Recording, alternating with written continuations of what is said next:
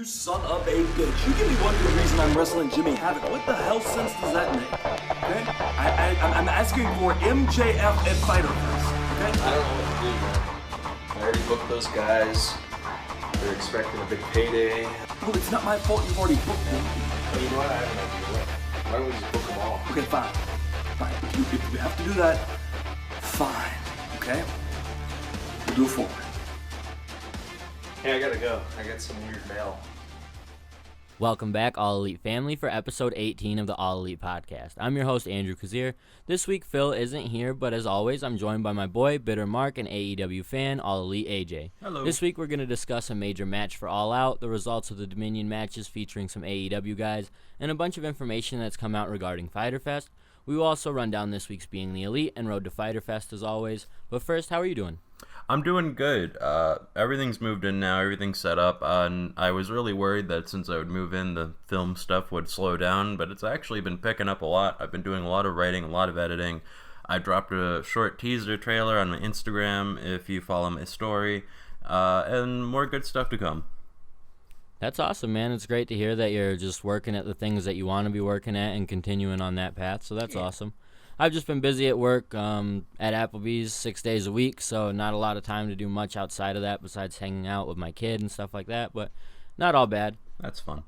And we'll jump right into the AEW news. The biggest news coming out today was that Jon Moxley versus Kenny Omega is officially going to happen at All Out in Chicago on August 31st. This match announcement makes sense, especially with the ticket announcements on sale tomorrow. So yeah, and this announcement for us happened a couple hours ago. So this is really fresh for you and me. I mean, it makes perfect sense. This is what we expected, but it is cool to get this announced, and it's really good to have this before you, like you said, start selling those tickets. Yeah, if there was going to be any trouble selling tickets tomorrow, I think this match officially nullifies any of that. I think if you want to get tickets for All Out, you're going to have to get them within the first 10 minutes tomorrow. Otherwise, you're going to be out of luck. And even then, you might have trouble just loading the site like a lot of people did. So really, you want to be on top of that. Yeah, but it's definitely an exciting match. As I've said a couple weeks in a row now, I plan on trying to go to All Out, and this match was a big reason because of that. We had speculated that this match would go down, and it makes perfect sense. They've built up to it perfectly, and hopefully they'll add a little bit, maybe at Fyter Fest or something afterwards to continue to build to it. But it's a really exciting matchup, a dream match that you might not have even expected 6 months ago. It is. That's a really good way to put it. It's a dream match that you really never would have thought to, like, because it's so out of the realm of what you think could even happen that you wouldn't even put that on your radar. But I really am excited to see this. I don't know. It's Dean or not Dean Ambrose, but it was Dean Ambrose, and now it's Jon Moxley and Kenny Omega, and I kind of hope there's going to be a gimmick on this match. I really do want to see Jon Moxley in more hardcore matches. I guess that's what Janelle is for, though. Yeah, so I think maybe the Fyter Fest match could end up getting a gimmick or something. Yeah. With this match, I think the most interesting part of it is just the contrast of two incredibly different styles. Moxley, since leaving the WWE, has developed this hard-hitting style, the same type of hardcore style that he had in the independent scene before, and seeing that type of style match up against Kenny Omega is going to be really interesting, especially because Mox isn't that big, so they'll both be able to work with each other really well. It's almost like, I think Mox and his hard-hitting style reminds me of guys like Ishii in New Japan, but he's got a little bit of a thicker build, so you put someone like that with Omega who's not so thick, and it could be a really interesting match. Yeah. So. That would be really cool. I didn't even think about that, really, but you're 100% right. I'm excited to see what they're going to do, and I really have no idea what they're going to do, and I think that's why I'm excited. I couldn't even begin to expect, I couldn't begin to plan out how that match is going to work. I don't know who's going to win. I don't know what they're going to do going forward. So this is really, I think, I don't know if we're going to get to this or not, but Sean Spears mentioned something about how if you're going in and just by the entrances you can tell who's going to win the match, then you're insulting the fans' intelligence. And this is not one of those things. I have no idea who's going to win. I don't know what's going to happen, and I'm just really excited to see everything. And speaking of Jon Moxley, he just had a match this past Sunday for New Japan at their Dominion event. He had a match against Shota Umino. After that match, he gave a promo basically confirming that he's going to be entering into the G1 Climax this summer. So that's something we've speculated on, and that's really exciting as well. Yeah. And the match itself was really good. AJ, you watched it. Tell us what you think. Yeah, I mean, it was short. It was fun and great for what it was. It's exactly what you would expect. It's Jon Moxley versus a young boy. So where you don't expect to happen is the young boy, Shota Umino, immediately while Moxley's doing his entrance, just dives out of the ring onto Jon Moxley, throws him in the ring, hits a drop kick. After that, that's about all the offense he got in. But it's kind of surprising to see him go that wild just right away. Young boys traditionally are supposed to be very respectful, especially when they're wrestling older and more tenured wrestlers. So that was really fun. And then after that match, it got a lot more fun because, like you said, Jon Moxley announced he wants in the G1. After that, I mean, I would say more about the match, but really that's all there was. It was dive outside the ring, drop kick, throw him in, and he just clotheslined him a few times, beat the hell out of him, dirty deeds, and that was about it. But after the match, he cut a promo. It was really cool. He just basically says he wants in the G1, and that's all the crowd needed to hear to start going apeshit. And after that, he goes into the back. He's with Shota Umino, who he carried to the back, by the way. He grabbed him after the promo, put him around his arm, and walked him to the back. And then he announced that Umino, number one, is going to be his new young lion, which I was translating tweets and comments, and people were really excited that Umino is going to be Jon Moxley's young boy, which I guess is something big for a lot of people. And number two, he said just what he said before. He wants in G1 and that the ball is in New Japan's court now, which obviously he's going to be in G1. So that's going to be exciting, and we have a little young lion for Moxley.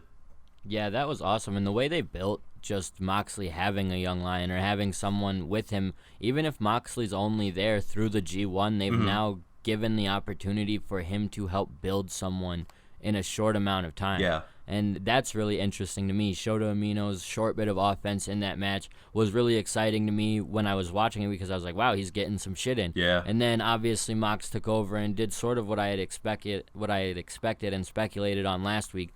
So that made sense to me, but then the way they built onto it even more with putting Moxley with him and creating that story of the young lion with an established star like Moxley was really interesting as well. So I thought that the way they put it all together and they did all of that was awesome. So.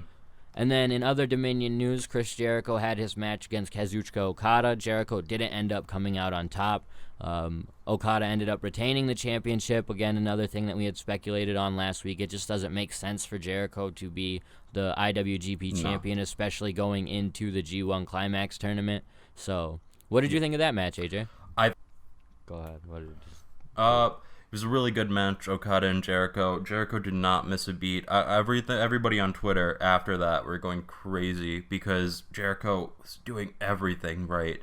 You would think, like, okay, Jericho's in a match with Okada. If Jericho's not in his A game, Okada can carry him. That was not the case. These were two people who were wrestling their absolute best. There was a point where, and you'll see it if you just want to go on Twitter, you don't want to watch the match, Jericho hit a perfect lion salt. Okada missed a drop kick, and Jericho got him in the lion tamer. It was really good top to bottom, and you should definitely watch it. The notable thing that did happen was Jericho went for the Judas effect once in the match. He did not hit it, and I think that's a smart move because they are protecting that move, especially going into more bigger AEW matches for Jericho. I don't want to give too much away. Obviously, like you said, Okada won, but really you should go watch the match if you haven't. I think Meltzer rated it 4.25, if I remember right, and that's about what I would as well. Jericho, after the match, beat down Okada. Tanahashi was on commentary the whole time, and he jumped in right before Jericho was about to put him through a table. So Tanahashi was running Jericho off, then the young boys in security were holding Tana back because Tana was ready to go kill him. Then Jericho, he grabbed a mic, he called him Bakahashi. Baka in Japanese means idiot. then after that, he went into the back and he just talked more, trash and how Tanahashi has no business getting involved in his match. He's very angry at Tanahashi. So we're probably going to see Tanahashi and Jericho down the line. As well, they asked him, "Are you going to be in G1?" And he said, "Maybe, maybe not. But if I was, I wouldn't be saying it here. So you'll probably never know when I'm going to announce it if I will. But Tanahashi and Okada can live in fear. And if Tanahashi and Okada are going to be in the match, if John Moxley's going to be in the G1, then that's more likely that he'll appear at least in the G1, and that Tanahashi should be afraid every single match that he has that Jericho's going to show up." Yeah, I thought this was an exciting match, and then I did also catch the post-match, and I thought that was really interesting, just the way they built all of that, and they had Jericho beat down Okada, and the way Tanahashi introduced himself into this feud and things. I did think that Tanahashi looked a little bit beat up still. I'm not sure if he has an issue with an injury or something, but he looked like he was limping around a little bit when he was trying to beat up Jericho. Well, I think he had a match earlier. Oh, okay, that would make sense then. I didn't watch all of the Dominion show, so I don't know. Yeah, he was in a tag team with the Juice Robinson tag team. That was it. Right. So I do wonder if there was just anything, if he was maybe just selling the effects of earlier in the show, or if something had happened, because like I said, he did look a little beat up, and that makes me wonder if this match between him and Jericho will live up to the expectation. I don't think it'll be bad, but in the mention of Okada versus Jericho, Okada has an ability to carry literally anyone around him. Jericho and Tanahashi, while both were amazing in their prime, and that match would be phenomenal in its prime, right now both guys are older. They're not working full schedules. They're both, because of their injuries and things like that. So, I mean, to be fair, though, Tana doesn't work a full schedule, but I think that's because he wants to put on the same quality of matches he puts on whenever he does have a big match, and he has been delivering on that. That's fair, and it with Tanahashi consistently looking a little bit beat up, it adds to his matches when he is selling and things of that nature, so it's not a bad thing. But that was just the only thing I noticed coming off of that match. So overall, just AEW's presence in Dominion was interesting. It's interesting to note if a relationship will build from this between the two companies. We at least see the introduction of these characters, though, in New Japan has been very exciting as a wrestling fan as well. And what's also exciting for wrestling fans is that Fyter Fest has been announced that it will be streaming on Bleacher Report Live in the US and Canada, and the best exciting part about it is that Fyter Fest will be free. One thing that they are announcing to people is to try and order it early, try and get your subscription in as soon as possible. If you're listening to this podcast on a computer, I would suggest that you just hop right on over to Bleacher Report Live and figure out how to sign up. It's a free service. You'll be able to watch the show totally for free. But in instances where this has happened before, when a bunch of fans rush to a service at one time and haven't signed up beforehand, it becomes a little bit shaky, and there can be an issue with getting in or lag or things like that. So the sooner you get in, the sooner you order, the better chance you have of viewing the show. And the fact that it's free is just amazing to me. Yeah, and that's going to also, to your point, cause a lot more traffic. Not only that, I think we were talking about it, BR Live has had issues in the past. It's not old, but it's not new, or it's not new, but it's not old, and there are issues with it. And so you should definitely, if your browser or if your computer has any issues with that, go figure that out now. That's what I've been doing today, just getting that set up. Like Andrew said, this is really something you're going to want to get figured out now, not the day of. Yeah, and hopefully AEW will do something just to sort of walk fans through the process of signing up and getting prepared for that. It should be something that is relatively seamless and simple, but if you do run into an issue, it would be better to run into the issue now than 20 minutes before the show. Yeah. So, and now is a lot easier of a time to get in contact with representatives of Bleacher Report who can help assist you get the pay-per-view or the event and watch it for free. And going into the event, I was expecting maybe a $20 or $30 fee through the Bleacher Report Live app. So the free aspect of it, coming off of a pay-per-view event that was $50, as a wrestling fan, this is just, it's weird. It's and weird. It's cool. It is weird. It's super weird. And also, Jericho mentioned how he's pulling out of Fyter Fest because it's free and he'll never be associated with something like that, even though he was not booked on the show. But I find that very funny. It is weird. It's not what we'd expect. And I think it's a great move, though, because I think you want to get more eyes on the product. I think you want to get more people watching. And I think this is a great way to do that. I think that's super exciting. And then just other news regarding Fyter Fest. The other markets will likely get Fyter Fest on iPay-per-view. So if you're in the UK, there will likely be an opportunity for you to stream the pay-per-view. You'll just likely have to get it through iPay-per-view or whatever service they go through with that. Obviously, Bleacher Report Live isn't a worldwide service, so they'll have to address that in the future.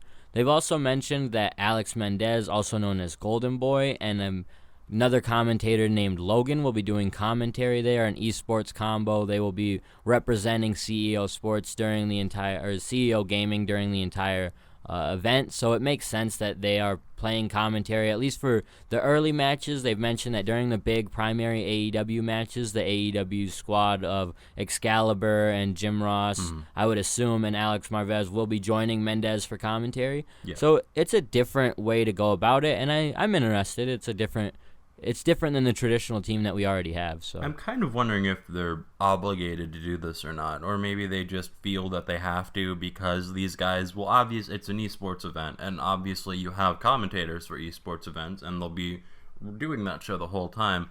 I don't know. It's a very odd choice, and I feel like I don't know how to feel about this because I'm not sure I'm excited about this. I'm hoping that they know what they're doing, but I have watched a few esports stuff, and it's always iffy. It's always hit or miss. It's either the commentators are good or they're really bad. And also, with esports, you're not wrestling fans. You're not doing wrestling commentary. You're used to talking about the real world and the reality, and I don't know how they're going to be able to immerse themselves in kayfabe.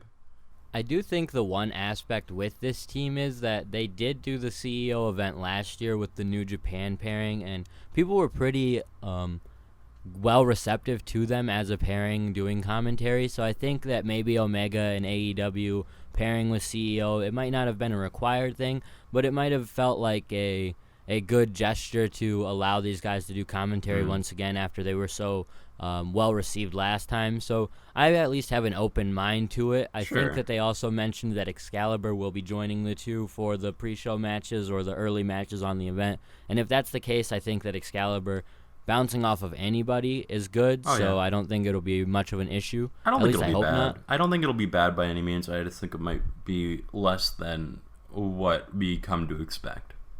That's fair, and what hasn't been less than what we've come to expect is Being the Elite. Over the last few weeks, I feel that Being the Elite has been on point, 100%. They've been on a roll. And so just speaking of Being the Elite, let's talk about episode 156, named The Dark Order. This episode opens with Jungle Boy, and he's shopping. He can't reach a couple of things, so then Luchasaurus comes by, helps him up. Luchasaurus goes around, and he's going to grab meat, but Jungle Boy wants bananas instead. So this was just a funny little comedy segment between the two, and continues to build the relationship with these two. From there, we get Adam Page. Adam Page calls Nick Jackson. He says he wants a match with MJF, but the two have shitty connection, so Page says that it's a jungle out there. Nick Jackson hears jungle and automatically books Page versus Jungle Boy. So that was interesting. We also had a Y2J video in the background, so Adam Page is obviously scouting Jericho for his upcoming match.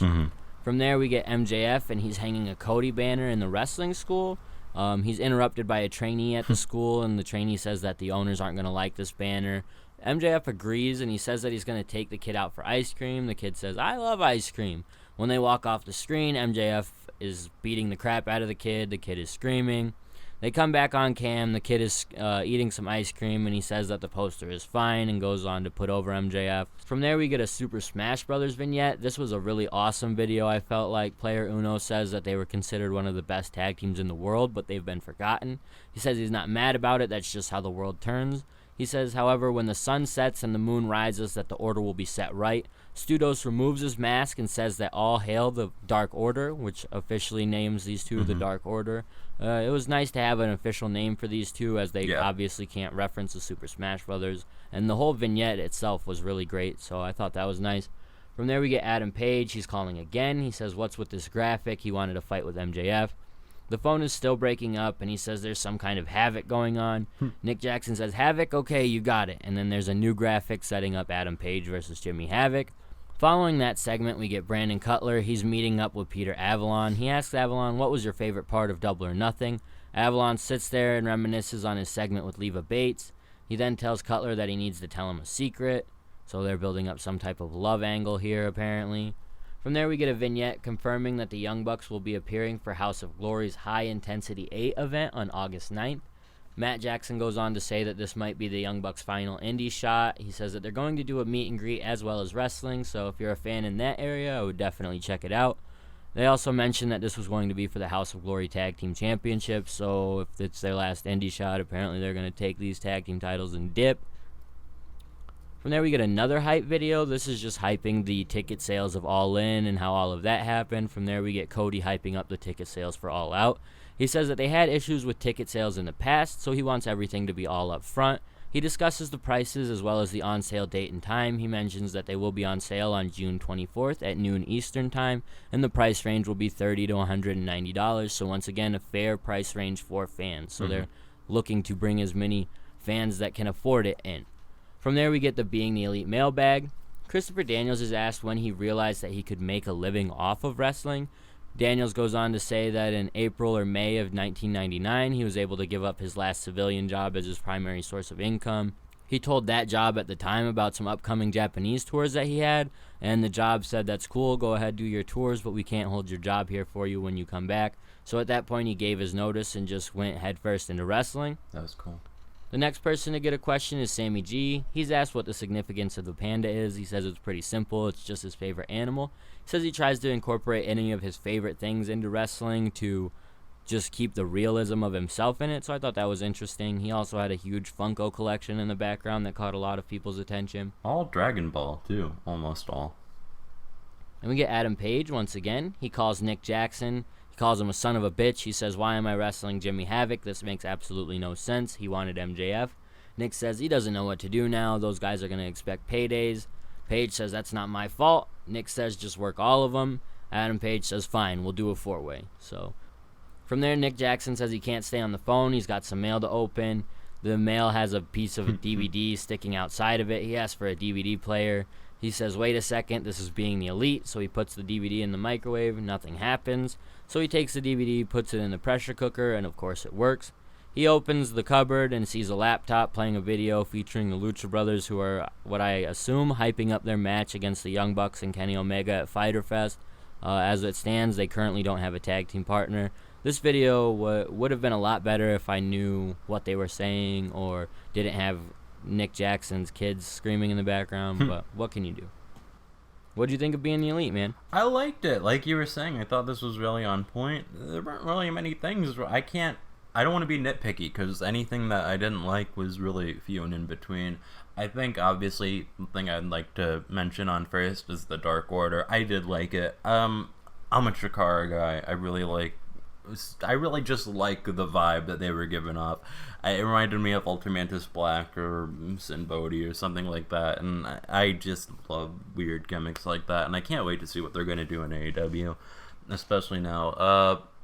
I don't know. I wonder if Player Uno is going to get a new name too, because obviously Dos is Stu Grayson, and I guess they're going with that, but I mean, he's been that for a while, but I'm just interested now that they're rebranding, kind of. But aside from that, it's been cool. I mean, like you said, we expected the four-way. That wasn't news, but I did like how they were going about it. I thought that was really fun. The MJF segment was silly. I think my favorite thing would be the Jungle Boy and Luchasaurus, just because of how that went. It was cool to see Cody mention that they want tickets for all of their events, not just this one, to be affordable. Because this is an event that, I mean, this is what, an 11,000 seated stadium? Maybe not even. So to give you affordable tickets for that, that's part of the reason why it's going to sell out so quick. Because if you have a $30 ticket, that's something that, I mean, I'm going to Fight for the Fallen for that reason of, wow, I don't have to break the bank like a WWE show, which is immediately great. The last time I played cheap for a WWE show, I was in the rafters and it sucked. Sammy G's mailbag of Guess If I Could Nitpick went on a little long and kind of made me feel like he's never seen it before, but aside from that, it was cool. But Christopher Daniels was really heartwarming, and it was just a really good feel-good story to hear him talk about how he really felt like, wow, I get to do this for a living, and just living that dream, which is, I don't know, it's always nice to hear stuff like that. What else?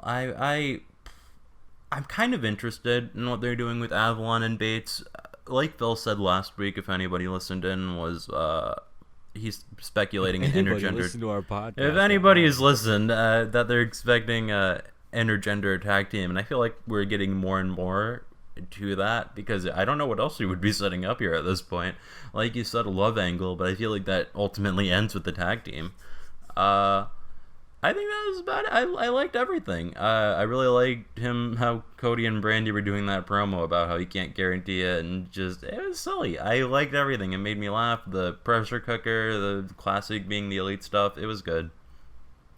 Yeah, overall, like I said, I thought this episode of Being the Elite was a straight great episode. There was nothing really over exciting, but there was really nothing to complain about, in my opinion. I do agree maybe about the Sammy G part, but otherwise I thought everything was really interesting. Like I said, I do think that not Cutler and Avalon, but Avalon and Leva Bates are going to end up in a relationship or something like that, and that could be really interesting as to how that comes about. Or maybe Avalon just wants to be with Bates and Bates doesn't want that, so it's just like they turn into friends or something. So who knows? And that, I think that could be an interesting story you tell, where Bates eventually falls for Avalon, and then you have Avalon be an ultimate heel and turn on Bates. I mean, there's so much you can do with a basic librarian story that none of us really even expected to be anything. So I like the way that they built that up. I like the way that they presented this information for All Out, so everyone has the information ahead of time. I did think that the Adam Page calling Nick Jackson thing was a little goofy, but it was fun for what it was, and it was a good way to set the match up if you want to see matches set up like this on Being the Elite. Like I said, I do think it's a little weird. They had sort of set it all up anyway at Double or Nothing, so you didn't necessarily have to do this, but if they're going to do the match, I guess they wanted it to be explained through their story. And I did like the end, especially just the Being the Elite joke or the gimmick of putting a DVD or a VHS tape anywhere and it plays somewhere else. I thought it was literally going to end up somehow appearing on the front of the microwave, and they were just going to like piece it in with Photoshop or something, put the video on the front of the microwave. But overall, I thought it was funny. I do agree. They should have added subtitles on the DVD. I mean, we did promos before where with Penta and Phoenix where they had subtitles, so I'm kind of curious, like, one, why are we only looking at the laptop? Two, can we get some subtitles? But I guess the joke was I don't speak Spanish, so I get it, that's fun, but yeah, my guess might also be that if they were to translate it, it might give away a part of the story. I definitely jumped into the comment section on YouTube to try and find a translation on it, but no one really knew what was going on either, so who knows, maybe if there's a Spanish-speaking listener out there who knows what was said, they could help us find that information out. Give us a tweet. That's something that I did find interesting, is are they giving away a little bit of information through that, or are they literally saying nothing? Mm-hmm. So I might even have to take it to some of my family members who speak Spanish and just be like, what is this saying? Because I could do that with my mom. That would be cool. But overall, it was a good show. Not a bad Being the Elite at all. We also got a new episode of Road to Fighter this week, which opened with an awesome Joey Janela promo. Janela's standing in front of a coffin. He says this is where people see him going after his fight with Moxley on June 29th. And he says if that happens to end up happening and he's on the other side, so be it. He's made his mark in wrestling. Unlike Moxley, he didn't make millions of dollars. He wasn't told to dress like a mechanic. He shit on Moxley's DVDs. He shit on Moxley's written promos that he got. And he goes on to say that Mox was a bootleg, watered-down, PG, Kevin Dunn, supervised version of Moxley's former self. Janela has been doing things that made Mox's career look like child's play. He says Janela has everything to lose, Mox has it all. And Janela ends by saying that Mox might as well kill him on June 29th because he'd rather end up in a coffin than in obscurity like Mox was in the WWE. Yeah. So, what an awesome promo there. Good. From there, we get Brandy announcing a triple threat women's match for Fyter Fest. She says this will actually stay a triple threat match. No surprises here. We get Yuka Sakazaki versus Rio versus Nyla Rose. She says that Rio and Yuka are resilient, but they need to have the will to survive against Nyla. So this should be a really exciting match to present these three women on Fyter Fest stage. And Brandy did also mention on Twitter that this is not the women's match, it's a women's match. So I think we could expect maybe a Britt Baker match in the future or something like that. From there, we get a vignette featuring Shawn Spears, and he wonders if he made the right decision. There are two ways to get what you want. You earn it or you take it. We then get a clip of Spears breaking the chains that are around his wrists. He then asks again if he made the right decision, and then he responds, "You're damn right I did." We cut to Cody Rhodes watching the same promo. He says Spears has a ton of potential as a player-coach role or just a coach role. From there, we get a Darby Allin promo. He says that he was picked up by his uncle at age 5 and his uncle had been drinking. On the drive home, his uncle crashes and his uncle dies. Darby lived. He says this is why he paints his face due to this accident. He's half dead inside. It's not a gimmick, it's how he actually feels. He notes a drive to be better, and then we get clips of Darby skating and constantly crashing and burning. He says that he would record himself by himself just so an audience could watch him and view his pain online. He says that skating didn't allow him to tell his story, though, so he turned to wrestling. In wrestling, he's been told to tone it down and slow it down, but that's not something that he can do. He's going to do the high-risk, high-octane style until he dies. He wants acceptance from the AEW audience and roster, and he hopes to gain it through this. So this was another awesome promo. This whole episode was filled with awesome promos from Janela, Darby, and Spears' promo wasn't bad either. Brandy's announcement of a sweet triple threat match. This was an awesome Fyter Fest. Road to Fyter. I've gone 180 on Darby.